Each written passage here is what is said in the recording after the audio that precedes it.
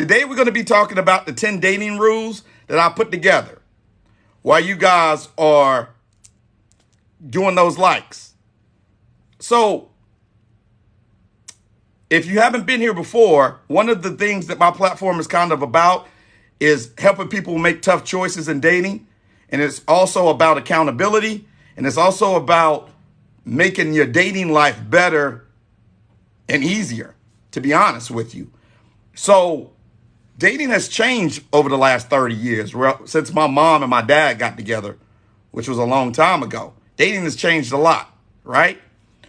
And I think that our generations are struggling with that change.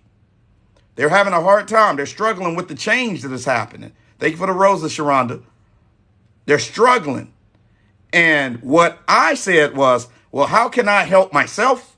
And how can I help other people who are dating get what they want out of dating? Because we date to get something, right? Whatever that might be, we date and we have a goal as we're dating. So my biggest thing is, if you want to do something the right way, or you want to achieve something, you got to have some goals and you got to have some rules. You can't just be out here freestyling when you're trying to date.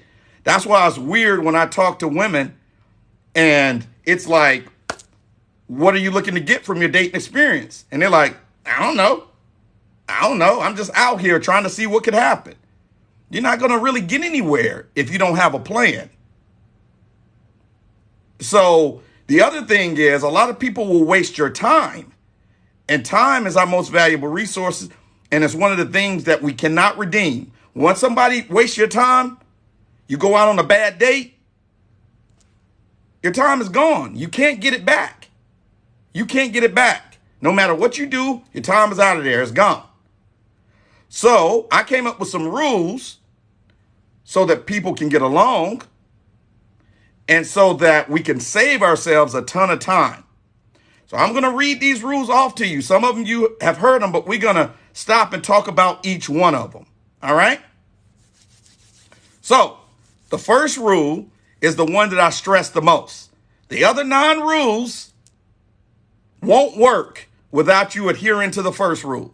It doesn't matter what you do, how good you look, if you're a high-value man, a low-value man, a high-value woman, a low-value woman, none of that matters if you don't listen to this first rule.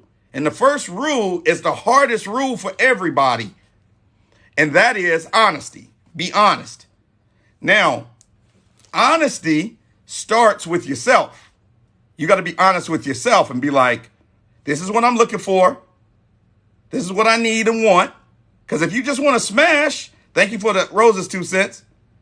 If you just want to smash, then you got to say that. You got to be honest with yourself. I'm not ready for a relationship.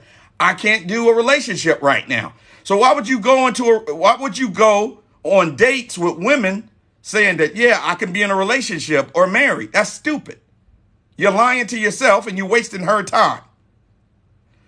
Then if you do want to be in a relationship, some women are afraid to say to men that they want a relationship or that they want to be married because we might scare them off.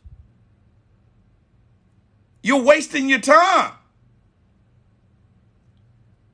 If they get scared off by that, then congratulations, that's a good thing.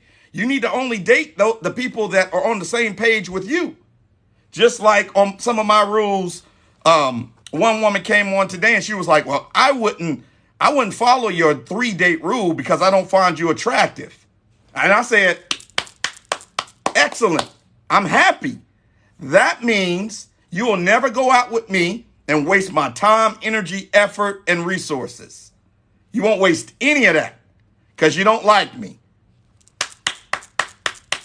That's a good thing. That's not a bad thing. Gentlemen, that's not a bad thing. If a woman tells you honestly, hey, I'm not attracted to you, I don't want to go out with you. Same thing, ladies. If a man says, listen, you're really not my type, you just saved yourself time and effort and energy that you cannot get back.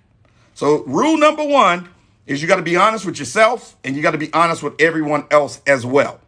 And if you're not honest, then none of the other rules will work. If you a liar and you're going to lie to yourself, because I used to be a liar. I used to lie to myself all the time. Say I could hold all of these different relationships, put all of these things in little boxes, and that nothing will ever fall. That's a lie. I was lying to myself. And I had to recognize that and say, okay, I need to fix this. So you have to be honest. That's rule number one. Rule number two is, and this is a rule that a lot of people don't like, and I don't care because it's not changing. Rule number two is I have a 3-date rule for sex. 3 dates. Now, before you guys kill me in the comments, let me explain. When you meet a person, let's say you meet them online, right? The first thing that you need to do is vet them out on a video call. You need to have a video call. You need to have a video call with them. First of all, you need to make sure that they are who you say that they are. They are who they say that they are, sorry.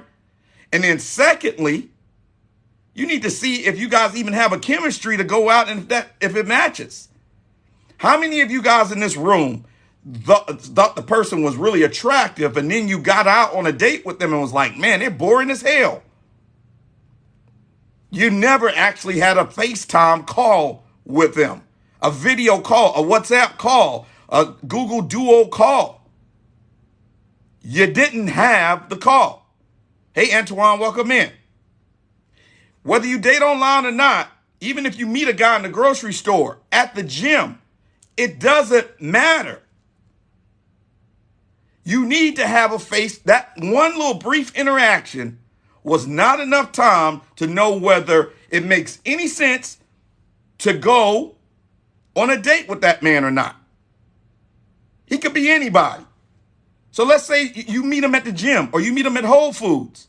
You guys talk for a little bit, exchange numbers. You don't really know the guy. What, you going to go on a date with him? That doesn't make any sense. So you get on a FaceTime call with him and you see what his personality is like. Are you carrying the whole conversation? Do you guys share the same religion? Are you guys equally yoked? All of these things that women say, you can go over those things, ladies and gentlemen, before you ever even get to date one. The other thing is nobody should be going out with anybody that they're not sexually attracted to. A girl was on my page talking about it takes like over 10 days, 10 dates to know if she's sexually attracted to a man or not. I'm like, 10 dates? 10 dates to know if you are sexually attracted to somebody? And then if you're not, then what? You just ghost them? We all know when we see somebody at our job, at the gym, at the grocery store, at Walmart, at Target, wherever we are, and we like them, boom, we meet and biology takes over. We're attracted. Now we got to see if we're compatible. So my rule is this. I'm going to take you out on 3 beautiful dates after we do the video call. If the video call goes bad, I'm not going on date 1. There is no date 1. So we got past the video call and we go on date 1. If we're sitting at date 1 and I'm like, man, this really ain't it. This really ain't it. I'm not happy. I'm having a terrible time here. I'm looking at my watch to figure out when I can get up out of this joint. Then you shouldn't go on a date 2. You should not go on a date 2. There is no reason. It's not going to get better. It's not going to get better. So why would you go to date 2? But if you're sitting there across from that person and saying, man, I really like this person. She's smart. He's handsome. They're funny. They're classy. This is a great connection. This is a dope connection. Very cool connection. Then you want to go on date 2. So between date 1 and date 2, you having more FaceTime calls. You're text messaging every day.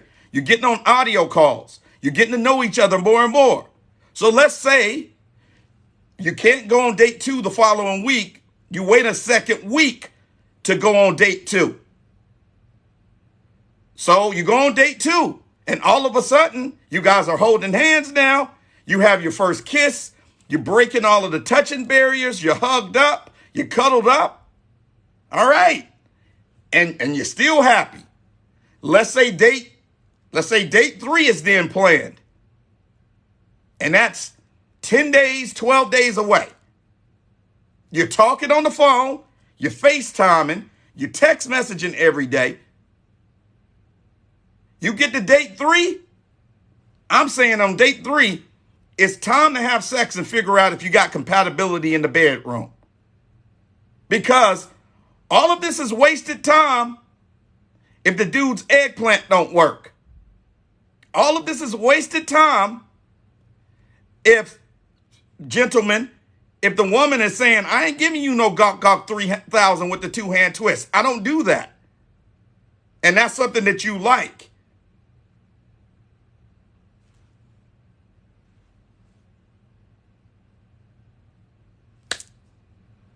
I had a female hit me up and say, I went on 2 dates a week with a guy for over 2 months. Sex was going to happen, so she went and spent all of this money on lingerie. She got candles. She did the whole house up. She made all this food. She went all out for this guy, which is a beautiful thing. He comes over, and his eggplant don't work. That thing is like this. Old eggplant will not get up for nothing. She just wasted almost 3 months of her life when he could have told her, if he had followed rule 1, if he had followed rule 1, he would have been honest and say, hey, listen, just to let you know, I have high blood pressure, so I'm having some problems with my eggplant. I'm trying to get my eggplant fixed. But if we have intercourse, my eggplant might not be where I needed to be right now.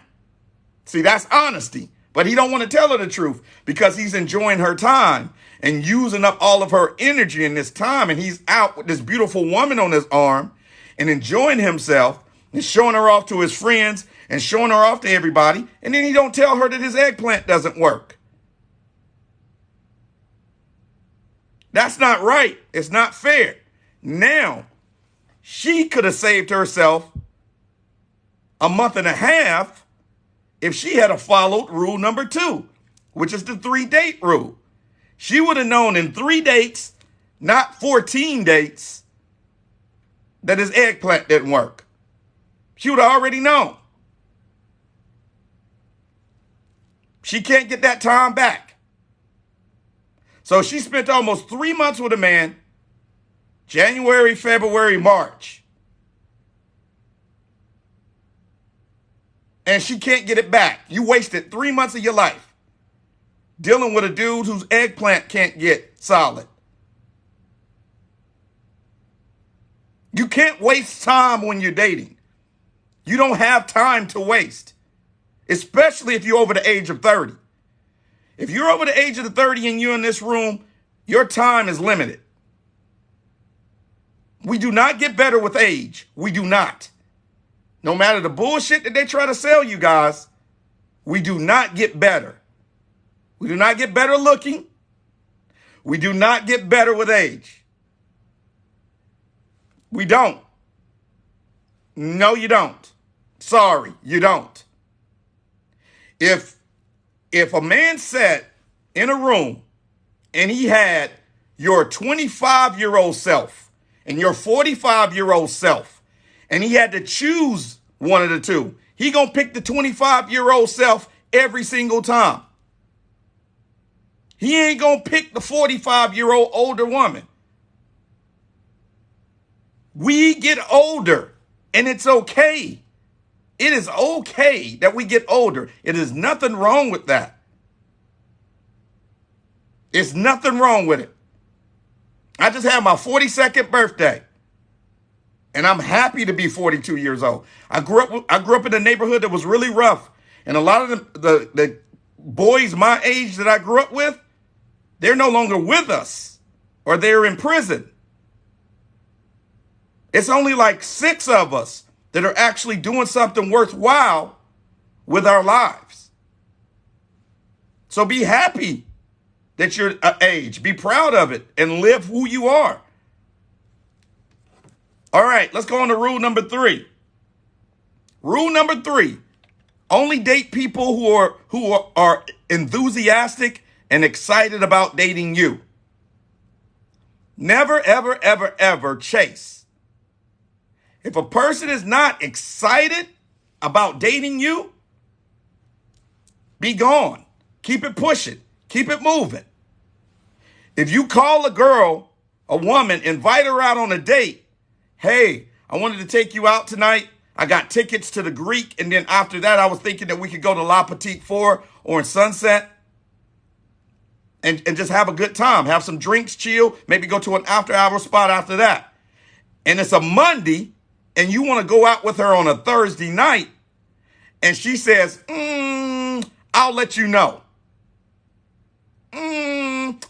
Let me see what I'm doing later. Let me see what I'm doing this week and then I'll get back to you. I got to see what my girls are doing. I might have something to do. She is not excited and enthusiastic about going out with you on a date. She ain't happy. But if you call a woman and she's like, you're like, hey, love, I wanted to take you to the Greek theater. Oh, my God. I'm so excited. I'm looking forward to it. I got the perfect dress to wear. I got the perfect heels. Hey, where are we going afterwards? Where are we going to eat? Because I want to make sure that if I need to bring some more comfy shoes, I can do that. How you been? I'm so excited. I'm looking forward to seeing you. That's a woman, and you like, I'm going to be there at 7:30. And she's like, I'll be ready at 7. I'll be waiting on you. That is a woman that is excited about going out with you. Same thing for you, ladies. Let's say you want to invite a man over because you're having a get together at your house. And you're like, hey, Don, I'm having a get together. We're going to put some food on the grill. I would love to see you there. I'd love to see you there. You know, maybe me and you can find a quiet place to sit down and talk. And the guy's like, yeah, I don't really know if I'm going to be going out this week.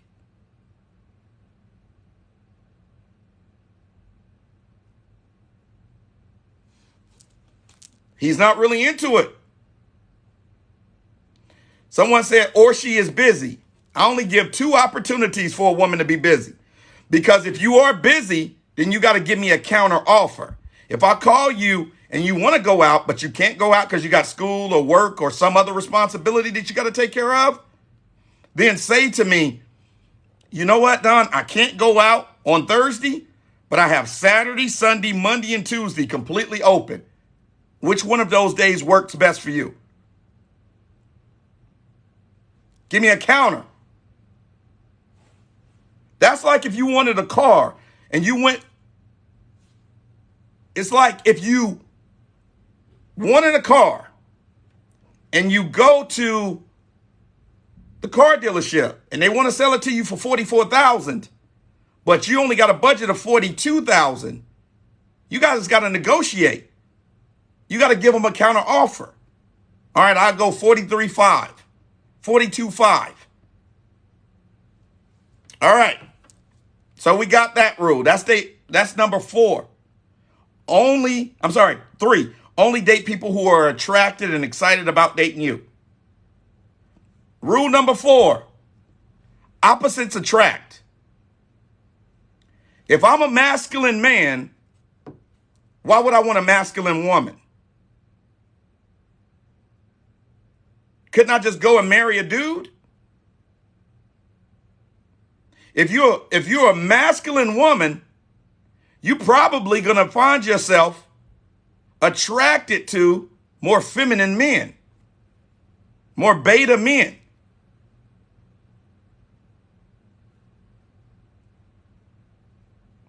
If you are a masculine woman you're going to find yourself with feminine men. And let me tell you what happens all the time.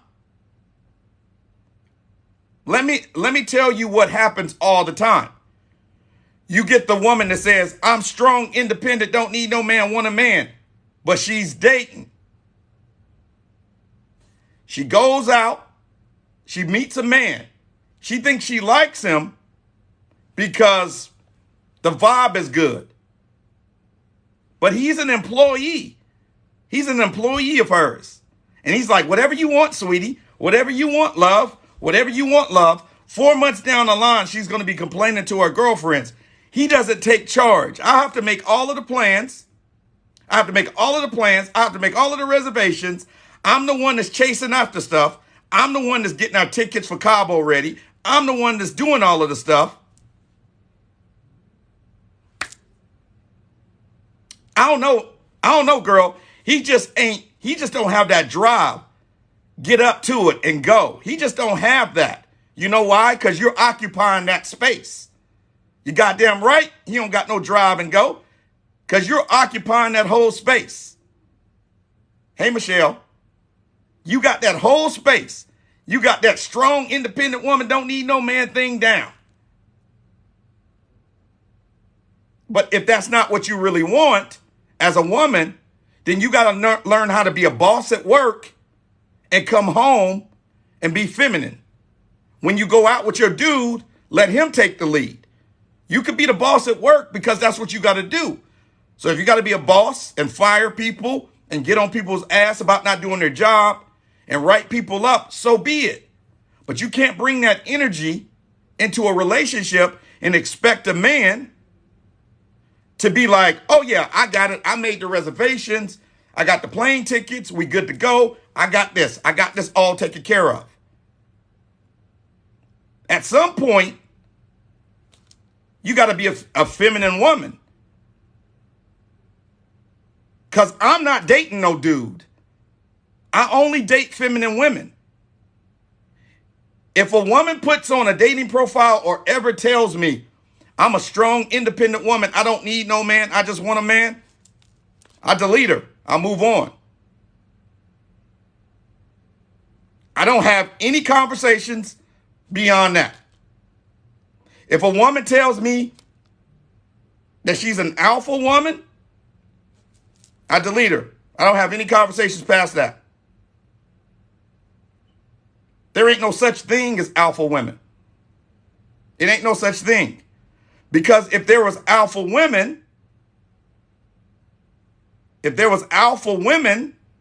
that means they would be able to beat the alpha men. They should be able to kick the ass of the alpha men. It can only be one alpha in a pack. It can only be one. In nature, if there's two alphas battling, they battle to the death. Somebody kills the other one. And then there is one alpha that runs the pack. There's not two alphas. There's not two alphas. So if a woman says she's an alpha woman, I'll be like, you go ahead with your alpha self. I'm looking for a woman that's a little bit more like a lady and feminine. That's why honesty is so important. Number 5, and this is a big one. If you get out of a relationship, I can't tell you guys how many people say my last boyfriend or my last girlfriend was toxic or narcissistic or he was no good or she was a cheater or she was this. If you come out of a relationship and you had some type of trauma from that relationship, then you got to go to therapy before you go into a new relationship. You can't go dragging all of your old stuff into your new situation.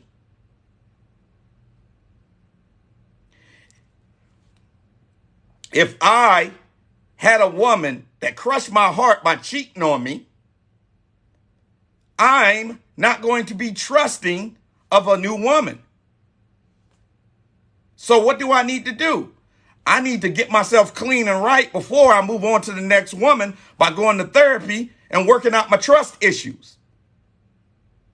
Because the new woman that I meet could be the most loyal, faithful woman I've ever met, but I will always find and fear that she's cheating on me because the last one cheated on me and I never went and got that shit taken care of.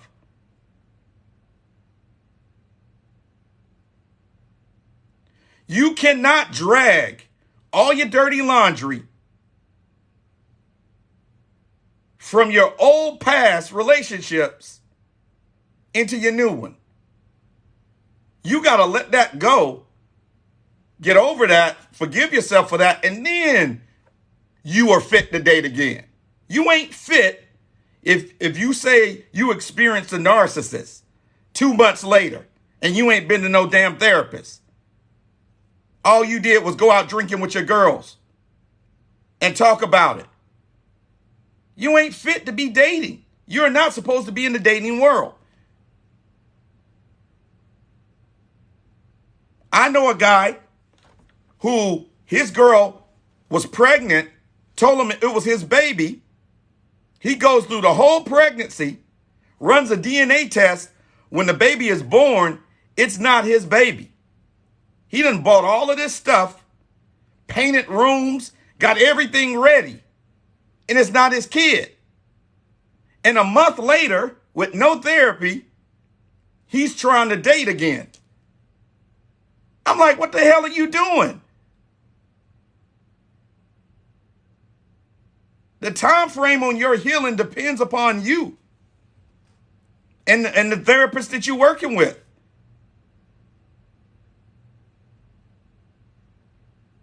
And if you're not going through therapy, that's one of the questions that I actually ask. As soon as a woman tells me my last boyfriend was no good, he cheated on me, you know, he talked bad to me and talked crazy to me, he didn't do me right, blah, blah, blah. And my very next question is, wow, that sounds tough and traumatic. Have you been to therapy? If her answer is no, it's over. That's it. That's it. I'm done. See, I used to be attracted to the worst women, the women that had the most drama, the most craziness and foolishness going on in their life, the women that lived by drama. Every day it was some new disaster in their life. I used to live for those women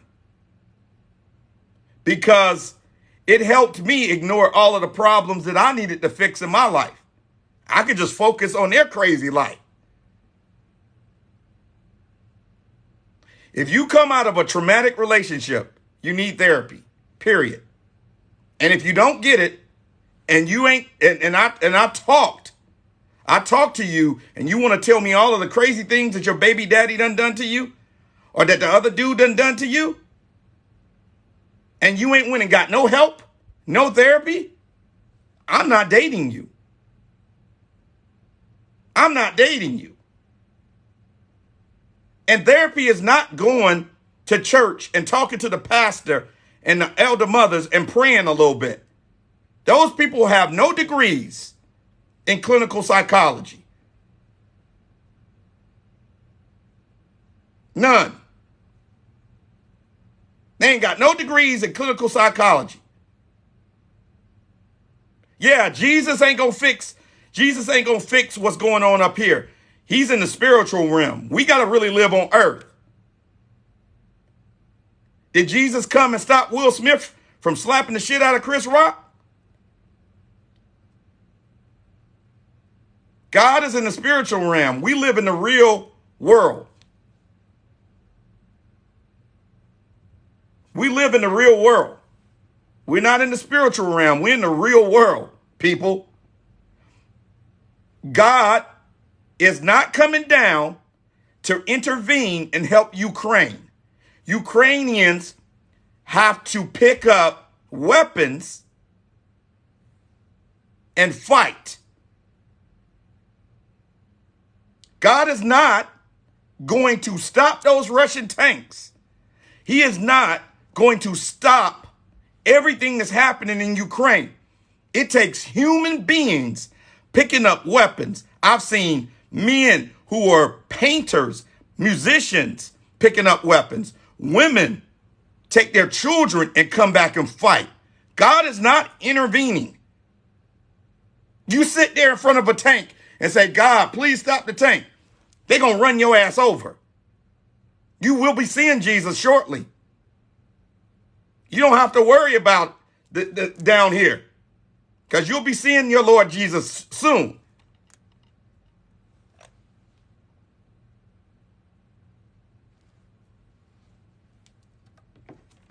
Okay. Number 6. Have no regrets. I am very guilty of this. When you don't put in 110% effort into a relationship, you have regrets. And that's what makes you go back. That's what makes you go back. And then you end up getting into a situationship.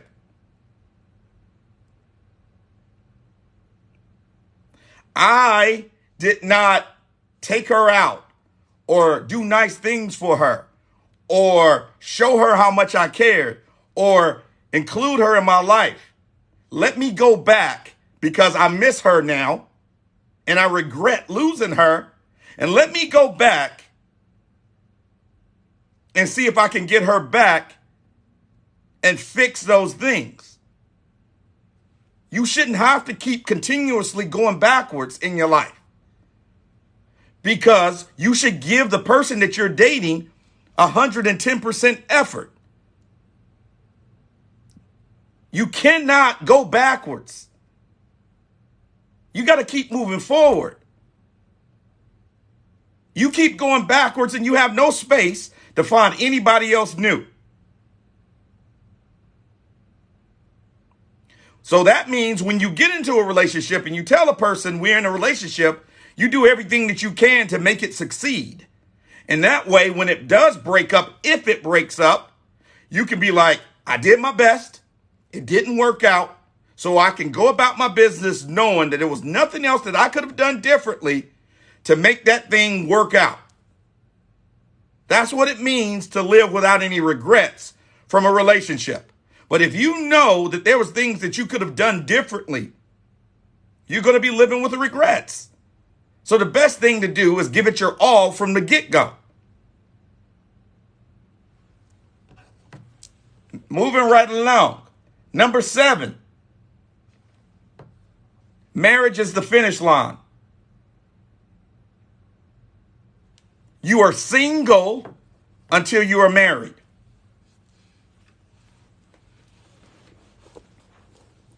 I'm going to say it again. Marriage is the finish line. You are single until you are married. There is no law, no paper, no nothing tying a boyfriend and a girlfriend together. Either one of them can get up one day and be like, I don't like the way you sleep. I'm leaving. And there's no repercussions, no paperwork to do. All they got to do is grab their stuff, pack it up, and leave. You are single until you're married. When you get married, you got to go and sign a contract. You got to get a certificate. And you need to hold on to that certificate and put it somewhere like your birth certificate or your social security card, somewhere safe. If you get a divorce, there's a hell of a lot of paperwork and you're going to pay. If you cheat on a woman and you're just her boyfriend, and she going to scream at you, yell at you, but she ain't going to take half of your retirement. She don't get the house. She don't get the cars. She don't get half of the money in your bank account. If you get married, You're putting it on the line. That's saying, I want to be with this person so much that I'm going to trust them with everything in this world that I have. So until you are married, you are single. So don't be out here expecting to get certain things, marriage things, from people that you're only in relationships with. You ain't going to get it. You ain't going to get it. You're not going to get it. If you're not married and you got a boyfriend or a girlfriend and they get into an accident and you go to the hospital, first of all, you can't even go in because you're not a family member. Second of all, you can't make any decisions on life care. I Am Ziggy said the Bible says marriage is a commitment between you, them, and God. The Bible also says render unto Caesar what is Caesar's and what is unto God what is God's. Yes, you get married in front of God, but you still got to render unto Caesar at the courthouse and go and get the paperwork to be married, or you're not married in the eyes of Caesar. The Bible also says follow the laws of the land, which means you got to follow the rules. So you can't just take your woman to a church with a preacher and say that you're married. They're going to be like, cool, where's your marriage certificate? Well, I didn't get it. Me and God talked about that. Nah, that don't work here on earth, homie. You got to go to the courthouse and get a marriage certificate. What did I just tell you guys? God is in the spiritual. We live in the physical. God is not going to send down his stamp of approval, be like, angels with a marriage certificate. You got to get one down here. That's how it works. Next, moving right along. Rule number 8. Don't cheat without consent. Don't cheat without consent. Now, let me tell you what this means. All the ladies out there who have work husbands, you guys go on lunch together. You go on break together. You got your cubicle set up where you can see each other. You on the messenger at work, sending each other gifts and chatting back and forth all day. You know everything about each other's business. You don't invite your husband to the company picnics and the cookouts and the holidays because your work husband is there or your work wife. That's cheating. The guys who go to the massage parlors where they get the happy endings, that's cheating. If you have a subscription to OF and you are interacting live with a woman and your woman comes in and see you with your eggplant in your hand with a woman on the screen and you telling her what to do, that is cheating. See, it's all of these things in these gray areas that you need to ask the person that you're with. Hey, love, do you mind if I sign up to such and such's OnlyFans account? You need to get permission. Hey, hubby, I have a work husband. We do everything together at work. Or I want you to know who he is and what's going on and make sure you cool with that. I stop and get him a coffee every day. That's why the bill at Starbucks every day is over $11. I stop and get him a coffee every day at Starbucks. You having a relationship with that person. If you spend 8 to 10 hours with them a day, you get home, you see your husband or your wife for an hour and go to bed, you see that person more than you see your significant other. How they not going to know y'all go to lunch every single day? Y'all sit out in the courtyard. Y'all take a walk around the track every single day. You cheating. Do not cheat without permission. You want a work husband or a work wife, you got to ask. You want an OF account, You got to ask.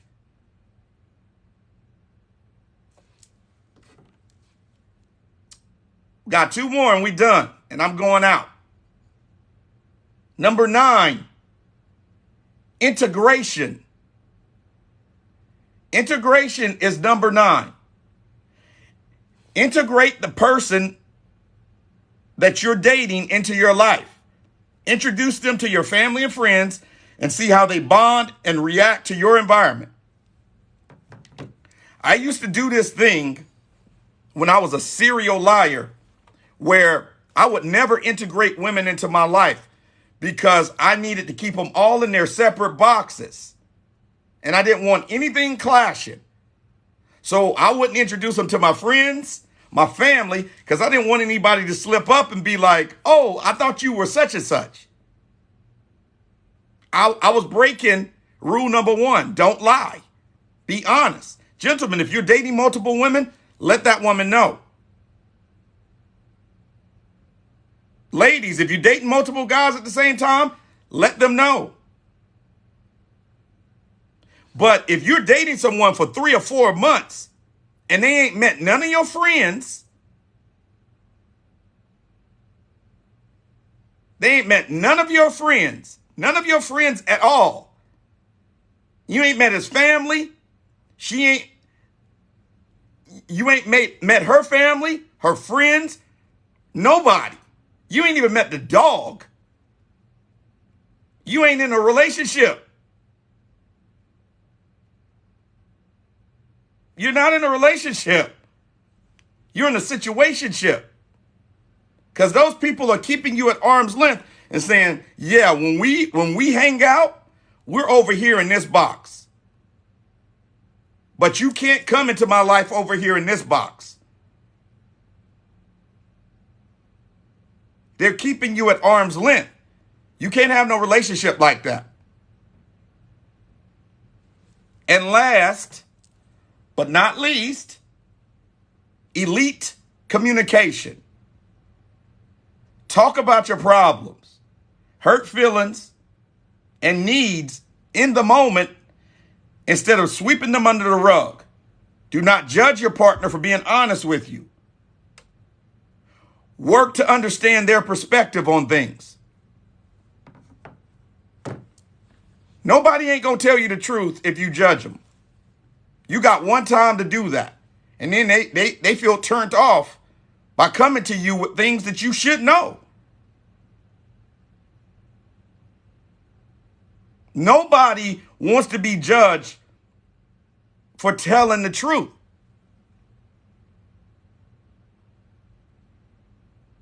So I've done this before in relationships. I go through the day and the woman that I'm with says and does things that make me upset, aggravate me, little digs here and there. And I bite my tongue on them before instead of saying something. Sweep them under the rug. You keep sweeping it under the rug. And then one day you get into an argument that turns into something that's way bigger than it's supposed to be because you're mad at all of those little digs that they took over a period of time.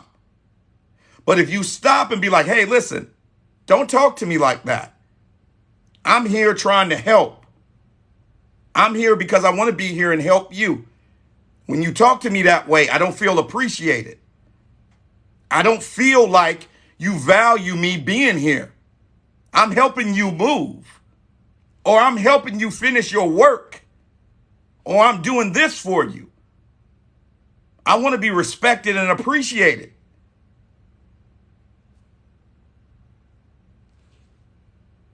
You got to communicate with people. And communication, gentlemen, I used to do something. I work in studios. I would know I need 4 or 5 more hours of time to finish what I'm doing. A woman that I'm dating call, hey, love, when you coming over? When you going to be over? Oh, I'll be there in an hour. I know good and well I'm not going to be there in an hour. But I'm not communicating properly because I don't want her to get upset that I'm going to be there at 2 a.m. So I just be like, oh, I ran into some unexpected stuff. It took longer.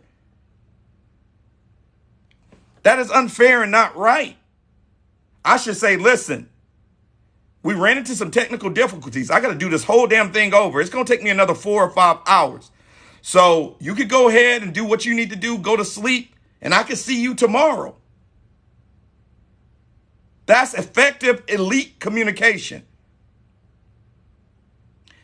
Hey, love, I know you wanted me to go to that baby shower thing with you in 2 months, but Jason got tickets to the Rams game.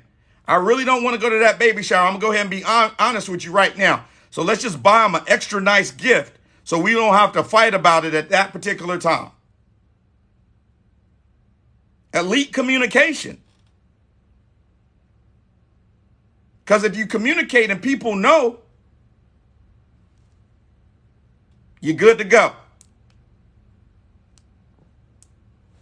Guys, I have a YouTube channel. I'm starting a podcast. I'm going to bring on therapists. I'm going to bring on comedians. I'm going to bring on relationship coaches, dating coaches, fashion designers. It's going to be really, really cool. But I cannot launch it until I get to 1,000 subscribers on my YouTube account. I got way more than that at TikTok, but it's things that I cannot say on TikTok. They will ban me. I can only say I'm on YouTube. So please go to my YouTube. The link is in my bio. Click on it and subscribe, please. You can do it right now. It doesn't cost you anything. It's completely free. And I'm going to be taking these lives and putting them on YouTube so you guys can run back on things that I said. So please go subscribe to me on YouTube. And I am getting ready to go out and enjoy myself. You guys have a good night. And I will be back on live tomorrow. Peace.